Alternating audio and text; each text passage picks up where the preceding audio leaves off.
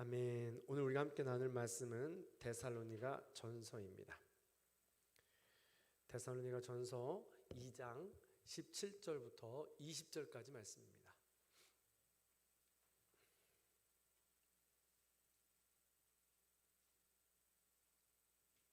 데살로니가 전서 2장 17절부터 20절까지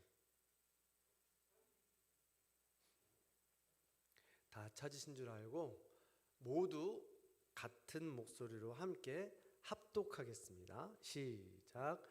형제들아, 우리가 잠시 너희를 떠난 것은 얼굴이요 마음은 아니니 너희 얼굴 보기를 열정으로 더욱 힘썼노라. 그러므로 나 바울은 한 번, 두 번 너희에게 가고자 하였으나 사탄이 우리를 막았도다. 우리의 소망이나 기쁨이나 자랑의 면류관이 무엇이냐? 그가 강림하실 때 우리 주 예수 앞에 너희가 아니냐? 너희는 우리의 영광이요 기쁨이니라. 아멘. 우리 믿음의 고백을 하나님께 올려드리겠습니다. 하나님 좋습니다. 감사합니다. 사랑합니다. 하나님이 하시면 무엇인지 다 이루어집니다. 하나님 좋습니다. 감사합니다. 사랑합니다. 하나님이 하시면 무엇인지 다 이루어집니다. 하나님 좋습니다. 감사합니다. 사랑합니다. 하나님이 하시면 무엇인지 다 이루어집니다. 아멘. 하나님께 영광의 박수를 드리겠습니다. 네, 풍성한 한가위를 잘 보내고 오신 우리 성도님들을 환영하고 축복합니다. 또 가족이 가장 미묘한 관계이고 가장 가까우면서 또 멀기도 하고 또 그런 관계인데, 잘 보내면 은혜가 넘치지만 그렇지 못하면 상처가 가득한 명절이 될 수도 있죠. 그럼에도 불구하고 아름다운 모습으로, 밝은 모습으로 만날 수 있게 되어서 진심으로 감사를 드립니다. 하나님 다시 오시는 날, 우리 주 예수 그리스도가 다시 강림하시는 날까지 함께 서로 사랑하고 하나가 될 수 있는 가족 공동체가 될 수 있기를 주님의 이름으로 간절히 축원합니다. 누군가 그렇게 함께 가족처럼 지낼 수 있다는 것은 기쁘고 행복한 일 같습니다.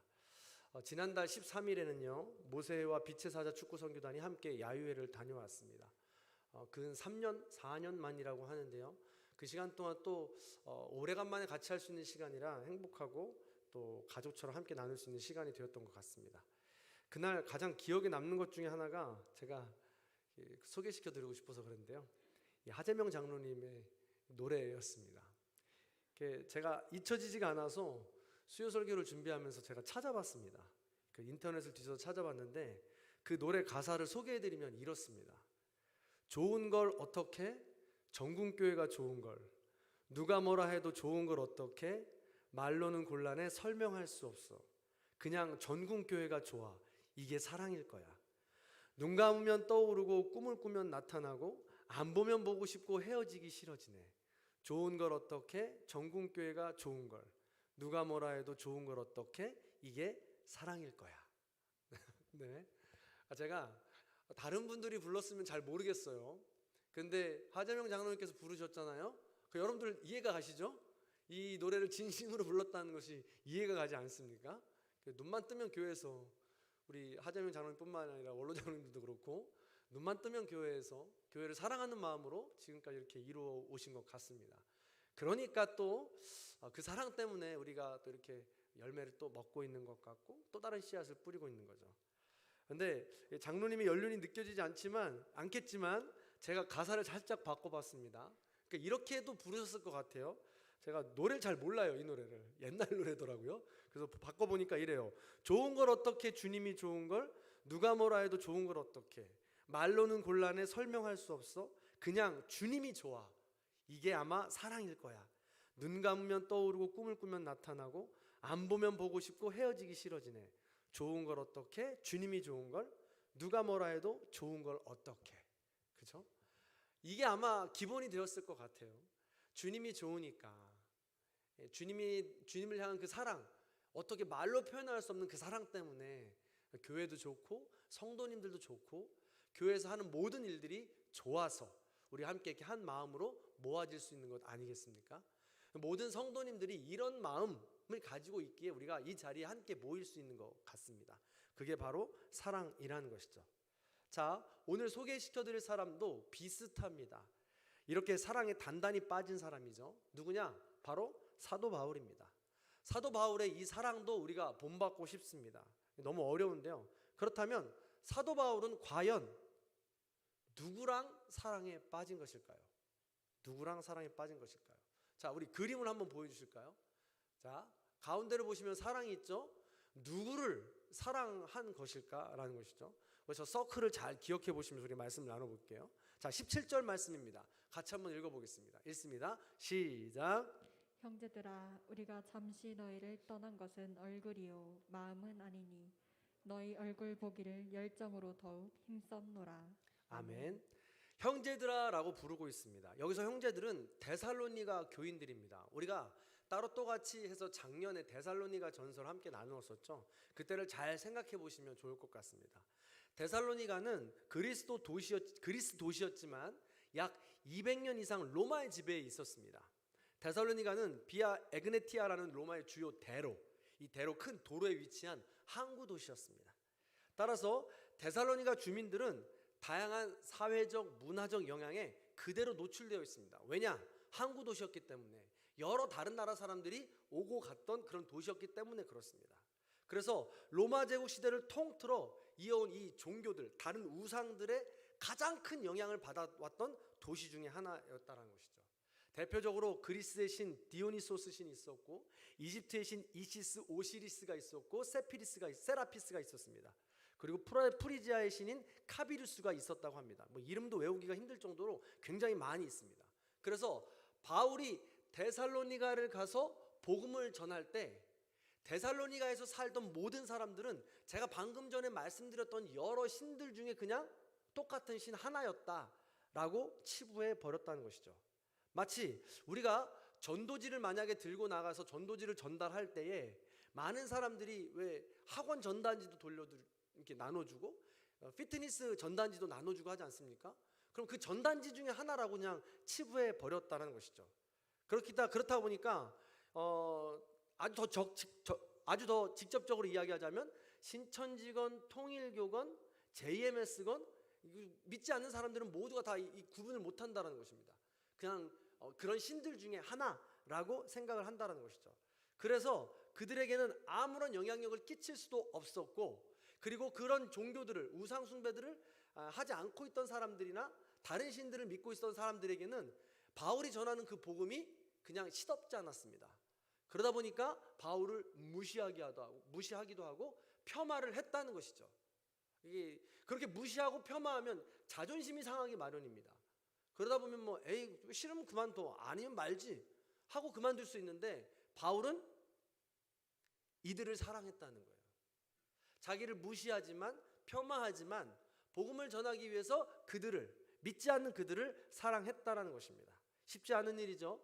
믿음의 대가인 바울은 자신이 예수님을 닮아가겠다고 했으니까 많은 사람들에게 나를 닮아오고 또 내가 선포하고 있는 그 예수님을 함께 닮아가자라고 지금 전하고 있는 것입니다.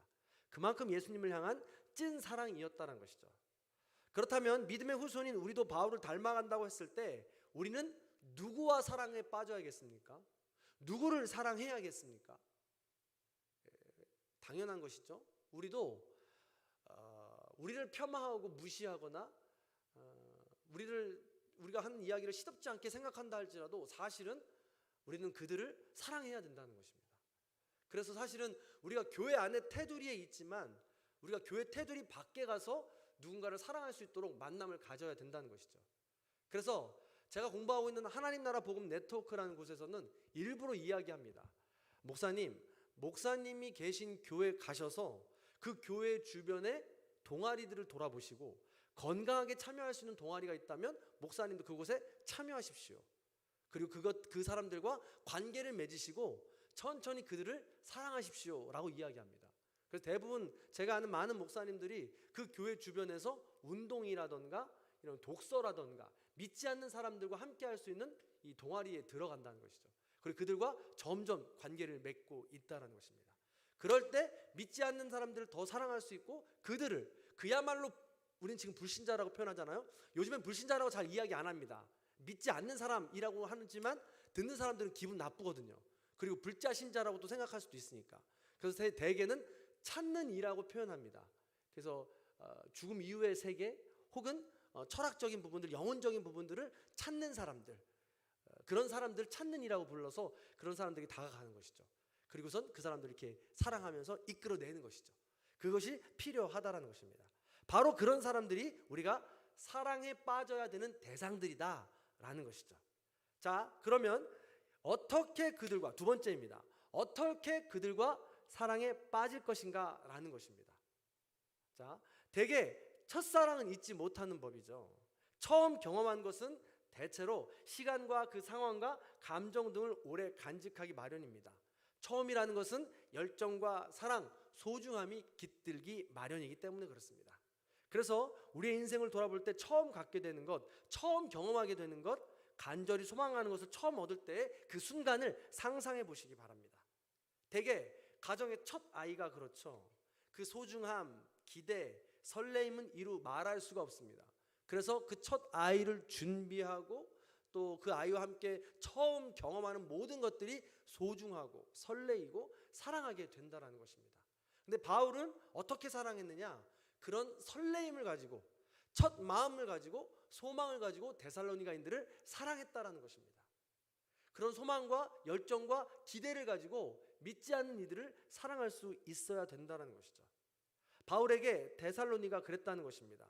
사도 바울의 첫 사역지라고 해도 무방했던 그곳, 적어도 대부분의 신약 연구가들의 계산에 의하면 바울의 약간 조금씩 차이가 있지만 이 데살로니가 전서가 처음 바울이 쓴 편지였을 것이다 라고 얘기를 하곤 합니다.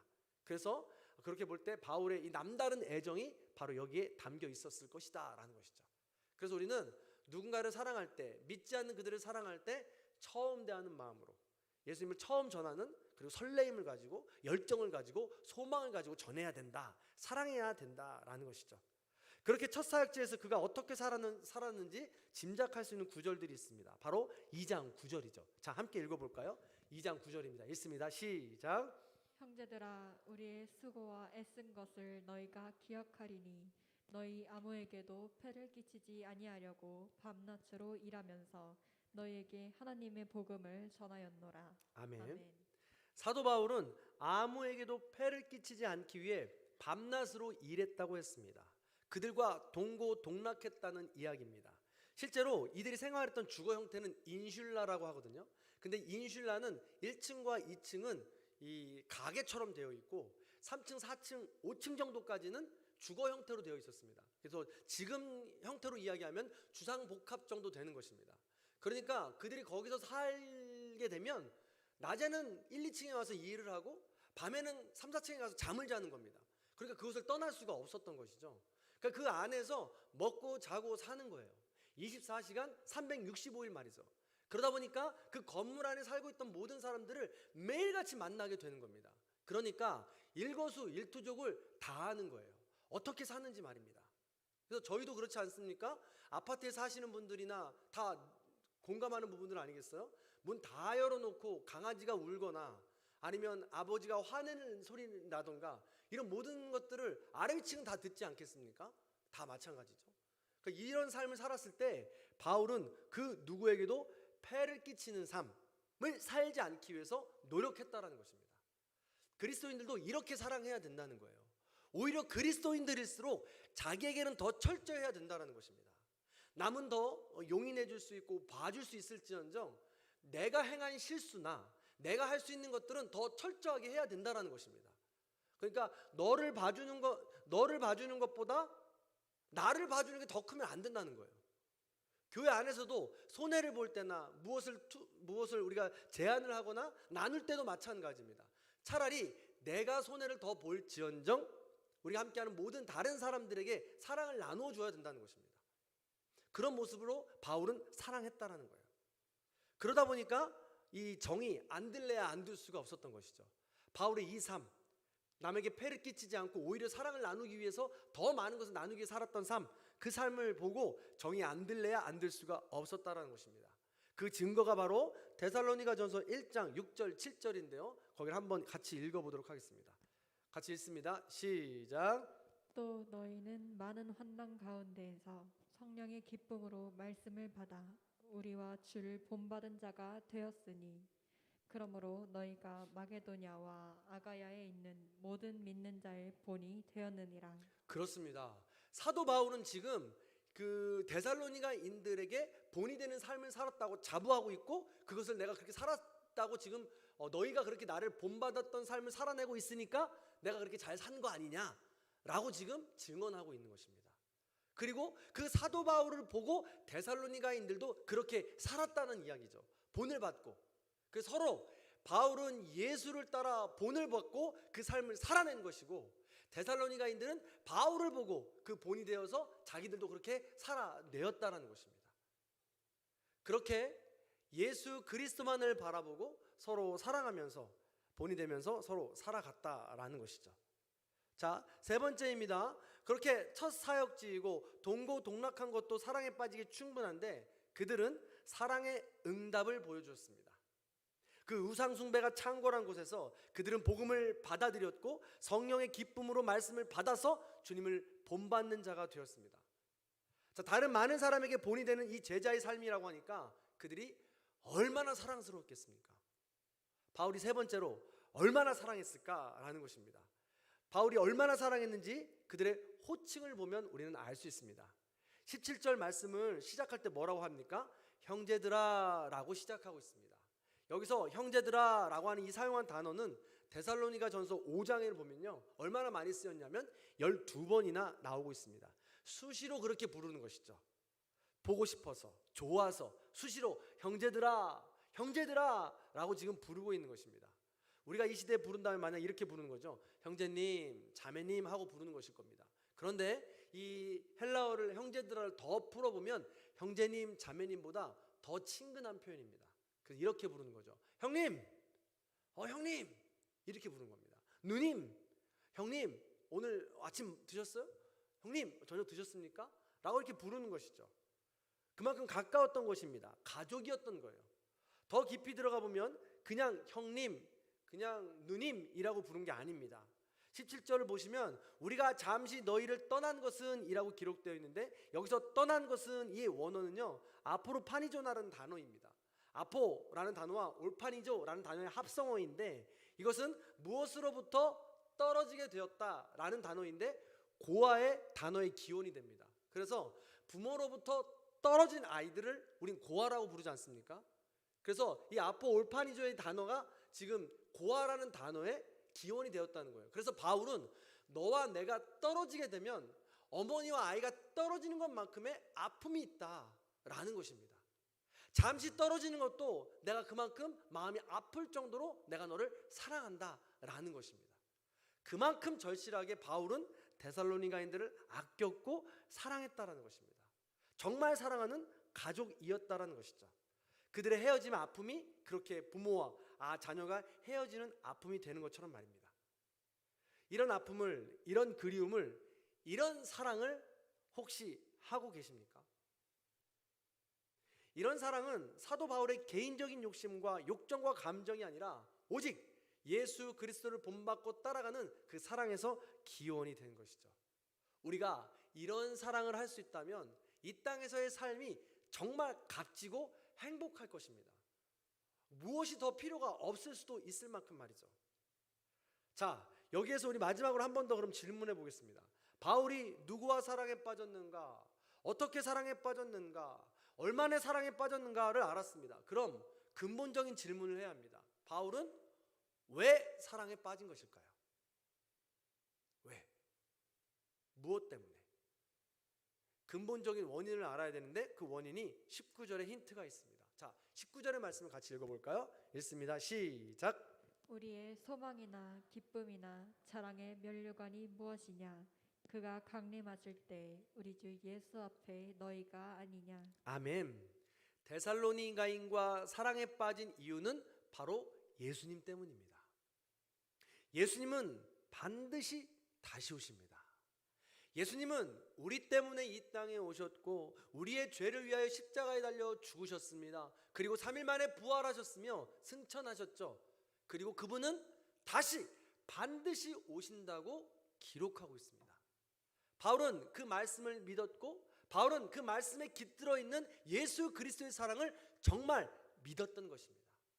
정말 주님을 사랑했기에, 정말 주님이 주신 그 큰 사랑을 받았기에, 받은 그 사랑이 내 안에 머무는 것을 내 안에 머무는 것을 그치는 것이 아니라 그 사랑을 함께 많은 사람들에게, 데살로니가인들에게 나누었다라는 것입니다. 그리고 정말 주님을 사랑했다라는 것이죠. 그래서 주님이 가장 기뻐하시는 것이 무엇인지 바울은 알았던 것입니다. 그래서 앞으로 일어날 일을 바울은 알았던 거예요. 주님께서 다시 오실 때 우리가 모두 다시 만날 터인데, 그 만날 때 그 장면들을 상상하면서 하나님께서, 우리 예수님께서 가장 기뻐하실 것이 무엇인지 바울은 알았던 것이죠. 그날을 상상한 것입니다.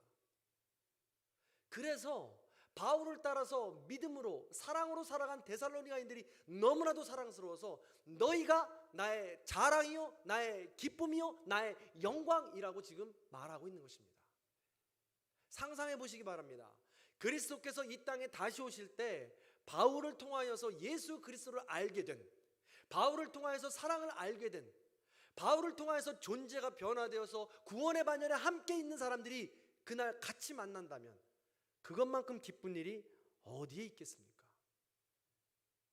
바울은 그것을 알았고 그것 때문에 지금 바울은 사랑하고 있는 것입니다. 자존심이 상한다 할지라도, 자기의 시간과 모든 열정이 소진된다 할지라도 바울은 그들을 사랑하고 있는 것이죠. 자, 그렇다면 마지막으로 데살로니가 교인들을 대상으로 그들의 삶의 자리에 들어가 본이 되는 삶을 이 시대에 이 말씀을 우리가 가져온다면 이 말씀대로 누가 그들을 사랑해야 할까요? 오늘 함께 읽은 본문 17절부터 20절까지 여러분들이 가진 성경이 있다면 눈으로 한번 보시기 바랍니다. 가장 많이 등장하는 단어가 있습니다. 그 단어가 무엇일까요? 그렇습니다. 17절에 우리가, 18절에 우리가, 19절에 우리의 소망, 우리 주 예수 앞에, 20절에 우리의 영광이라고 기록하며 이 짧은 4절 안에 무려 우리라는 단어가 5번이나 등장하고 있습니다. 우리는 그리스도를 머리 삼고 각자의 역할에 맞는 지체로서의 역할을 해야 하는 한 몸입니다. 거룩한 성전입니다. 누군가 혼자 할 수 있는 것이 아니라는 것이죠. 아무리 시대가 변하고 바뀐다 할지라도 이 사실은 변함이 없습니다. 교회가 존재해야 하고 교회가 마지막 세대에 살아남기 위해선 이 단어를 반드시 기억해야 하고 우리를 통해서 일하시는 하나님의 역사를 우리는 믿어야 된다는 것입니다. 그래야 우리 하나님께서 맡겨주신 일들을 잘 감당해낼 수 있다는 것이죠. 그렇습니다. 우리가 해야 되는 겁니다. 나 개인만이 아니라 그 개인 하나하나가 모여 우리가 되어 우리가 속한 공동체를 본이 될 수 있는 영향력으로, 그런 공동체로 나아가야 된다는 것이죠. 그렇게 하지 않는다면 데살로니가나 고린도나 우상 숭배가 창궐하여 당시의 항구 도시로서 멸망할 수밖에 없었던 그런 역사의 발자취를 따라갈 수밖에 없게 된다는 것이죠. 소돔과 고모라를 기억하시죠? 소돔과 고모라도 마찬가지였습니다. 하나님은 그곳을 무법천지라고 이야기하며 심판할 것이라고 아브라함과 이야기를 나눕니다. 그때 아브라함이 중재자가 되어서 하나님께 건의합니다. 하나님, 50명만 있으면 이 소돔과 고모라를 구원해 주시지 않겠습니까? 좋다, 50명 만들어봐라. 근데 아브라함이 아무리 생각해도 50명을 만들 수 없습니다. 하나님, 45명이면 안 될까요? 좋다, 만들어봐라. 45명 아무리 생각해봐도 나오지 않습니다. 하나님, 40명은요? 30명은요? 20명은요? 아무래도 나오지 않습니다. 결국 그래서 마지막 10명의 의인이 없어서 소돔과 고모라 성이 멸망한 것입니다. 우리라는 공동체, 하나님을 향한 우리라는 공동체가 없기에 그 소돔과 고모라는 멸망했다라는 것입니다. 늘 말씀드리지 않습니까? 딸이 둘이 있었습니다. 롯이 있었고 아내가 있었죠. 롯과 아내는 둘째치고 딸들이 말입니다, 남편들을 잘 구원했다면 6명은 됐을 거 아니에요? 4명만 어떻게 전도했어도 됐을 건데 4명을 전도 못해서 소돔과 고모라가 멸망당한 겁니다. 하나님께서는 우리라는 공동체를 통해서 한 사람 한 사람 믿는 의인을 부르시고 그들과 함께 할 수 있는 우리라는 공동체를 통해서 일하신다라는 것입니다. 성도 여러분, 말씀을 마무리하려고 합니다. 바울은 데살로니가인들을 사랑했습니다. 복음을 전했고 복음을 받아들여 믿음을 가진 그들을 보고 영광이요 기쁨이라고 했습니다. 그래서 그들이 삶의 현장에서 삶으로 바울은 살아냈고 자기의 본을 받을 수 있도록 복음을 전하는 삶을 살아내었다는 것입니다. 전도는 입으로 하는 것이 아닙니다. 전도는 전도지만 전한다고 끝나는 것이 아닙니다. 전도는 교회 데려다 놓고 끝나는 것이 아닙니다. 전도는 끝까지 나의 삶으로 그들과 함께 살아내는 것입니다. 그럴 때 그들의 삶이 변화되는 것이고 영광으로 기쁨으로 나아가게 된다는 것이죠. 우리 교회가 그런 교회가 되었으면 좋겠습니다. 우리의 가족들과 사랑에 빠지고 우리의 이웃들과 사랑에 빠지고 그렇게 사랑에 빠지는 분이 하나하나 모여서 아름다운 공동체가 되고 마지막 때에 우리 모두가 저도 우리 성도님들의 영광이요 기쁨이요 성도님들도 저의 영광과 기쁨이 되어서 그리스도께서 다시 오시는 날 한 점 부끄럼 없이 기쁨으로 천국의 잔치가 이루어지기를 간절히 소망합니다. 인생의 이 마지막 때를 어떻게 준비하고 계신지 모르겠습니다. 그리스도인들은 현재성을 가지고 살아가야 되는 사람들입니다. 그리고 그리스도인들은 종말성을 가지고 살아가야 되는 사람들입니다. 그런데 요즘 건강하지 못한 많은 그리스도인들이 종말성만 강조하면서 이제 곧 지구가 멸망할 거다, 내일이라도 당장 하나님께서 오실 것이다 라고 이야기하면서 가산까지 탕진해 나가고 자기가 해야 될 일들을 하나도 하지 않으면서 종말을 준비하는 사람들이 있습니다. 건강한 그리스도인들이 아닙니다. 건강한 그리스도인들이라면 현재를 함께 준비하는 사람이 건강한 그리스도인들입니다. 오늘 뉴스에 MBC 뉴스에 나왔죠. 앞으로 10년이면 동해안의 모래사장이 사라진다고 합니다. 왜 그런가 하고 봤더니 다 아시겠지만 기후변화죠. 기후변화로 인해서 해수면이 계속 상승된다는 거예요. 해수면이 상승될수록 이 바다의 속의 깊이가 높아지지 않습니까? 그럼 이 파고가 해가 다를수록 계속해서 더 높아진다는 거예요. 더 높아지면서 예전에 끌고 갔던 모래 양보다 예전에 끌고 갔던 모래 그 자갈의 크기보다 더 많은 양과 더 큰 돌까지도 삼켜서 가지고 갈 수 있다는 거예요. 그래서 이미 호주에서는 시작이 되어서 해변가에 있었던 집들이 지금 하나 둘씩 지금 다 무너지고 있다고 합니다. 근데 비교해서 우리 한국도 보여줬는데 10년이면 동해안도 재난지역으로 포함이 된다는 거예요. 우리가 그렇게 그려왔던 해변 모래사장은 사라진다는 것이죠. 그렇지 않다 한다 할지라도 우리 주변의 상황들을 보면 전쟁이 있고요, 기근이 있고요, 기후 변화 있고요. 지금 집값도 뚝뚝 떨어지고요. 어느 것 하나 지금 보장이 될 수 있는 것들이 없지 않습니까? 그렇다고 우리는 어떻게 해야 됩니까? 그리스도께서 다시 오실 때 그때 남는 것이 무엇일지 우리는 지금 생각해야 됩니다. 내가 지금 가지고 있는 재산이나 내가 지금 가지고 있는 능력이나 내가 가지고 있는 그 무엇도 지금 그리스도의 영광이요 기쁨이 될 수 없다는 것입니다. 우리는 종말성과 현재성을 함께 준비해야 되는데 가장 하나님께서 기뻐하시는 것은 그날 나를 통하여 사랑을 전수받은 사람이 얼마나 되느냐를 보신다는 거예요.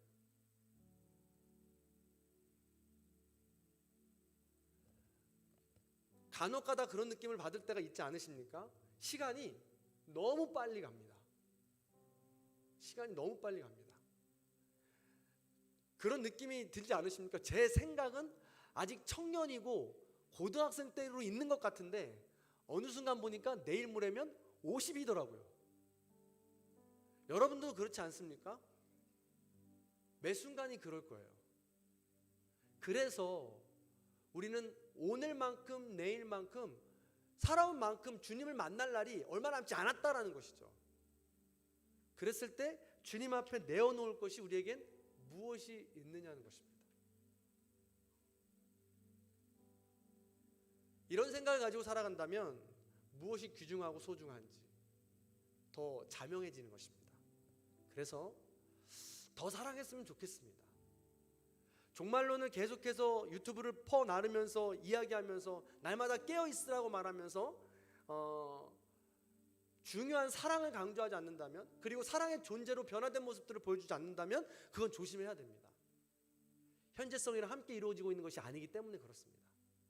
부디 오늘 말씀을 기억하시면서 우리가 종말성도 기억하지만 우리가 남겨진 지금의 때에 얼마나 더 많은 사랑을 해야 되는지를 깨달으셔서 우리가 함께하는 모든 이들이 하나님 앞에서 영광이요 기쁨이 되어서 그리스도께서 다시 강림하실 때 기쁨으로 하나님을 찬양할 수 있는 저와 여러분의 삶이 다 되시기를 주님의 이름으로 간절히 축원합니다.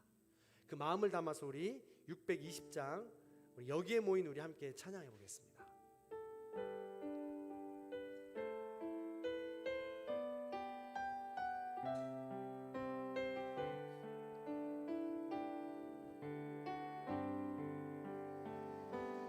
여기에 모인 우리 주의 은총 받은 자여라. 주께서 이 자리에 함께 계심을 아노라. 언제나 주님만을 찬양하며 따라가리니 시험을 당할 때도 함께 계심을 믿노라. 이미는 더욱 크세라. 주가 지켜주신다.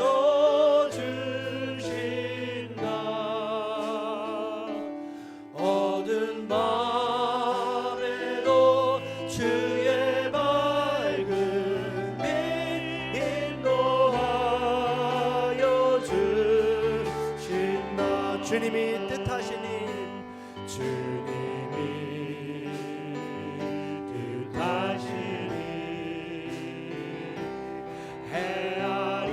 헤아리기 어렵더라도 언제나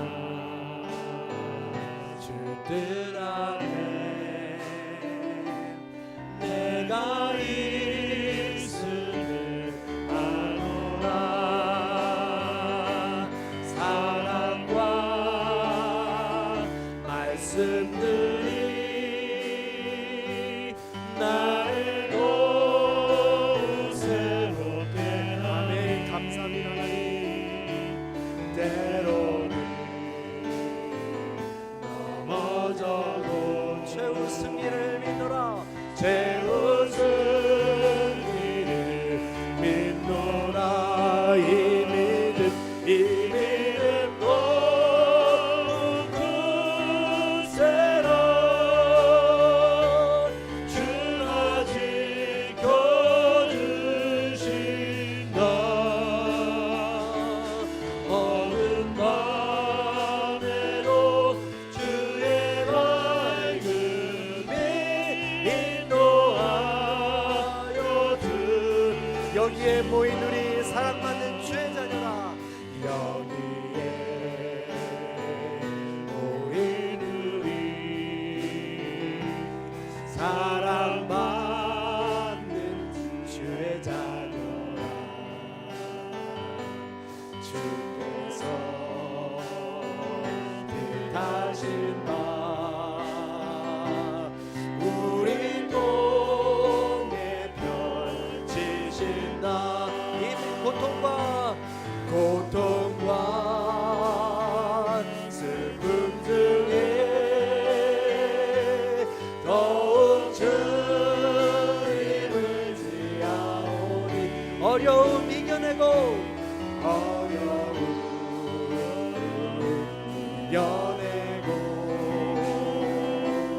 주님도 우리 두 손 들고 찬양합니다. 이 믿음 더욱 크세라.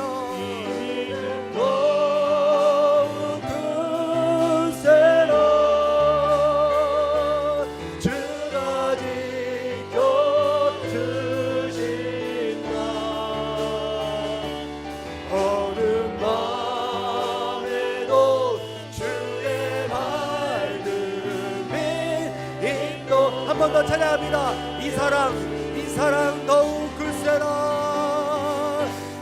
사랑도 우금세요 주가 지켜주신다 어두운 밤에도 주의 밝음이 한 번만 더 찬양합니다. 마지막으로 한 번 더 이 사랑도 우금세요 이 사랑도 우금세요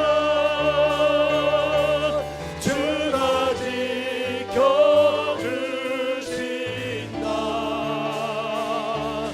어두운 밤에도 주의 밝은 빛 인도하여 주신다. 사랑이 많으신 하나님, 세상은 날이 갈수록 악해져 가고 마지막 때는 가까워온다고 주님은 말씀하십니다.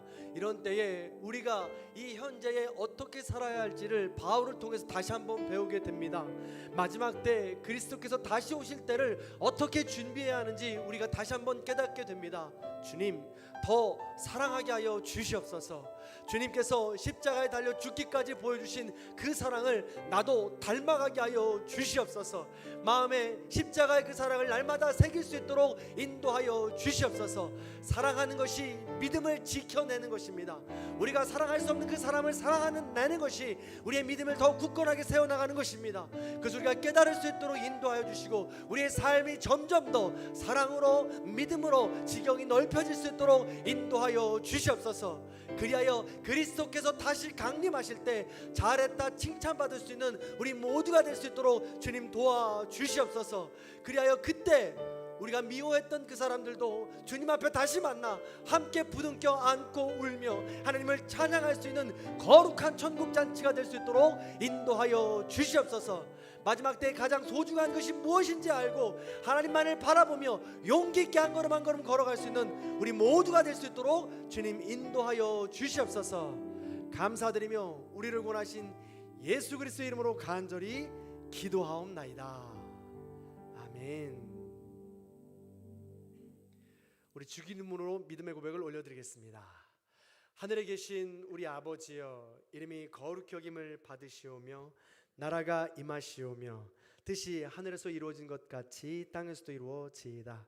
오늘 우리에게 일용할 양식을 주시옵고 우리가 우리에게 죄 지은 자를 사하여 준 것 같이 우리 죄를 사하여 주시옵고 우리를 시험에 들게 하지 마시옵고 다만 악에서 구하시옵소서. 나라와 권세와 영광이 아버지께 영원히 싸움나이다. 아멘.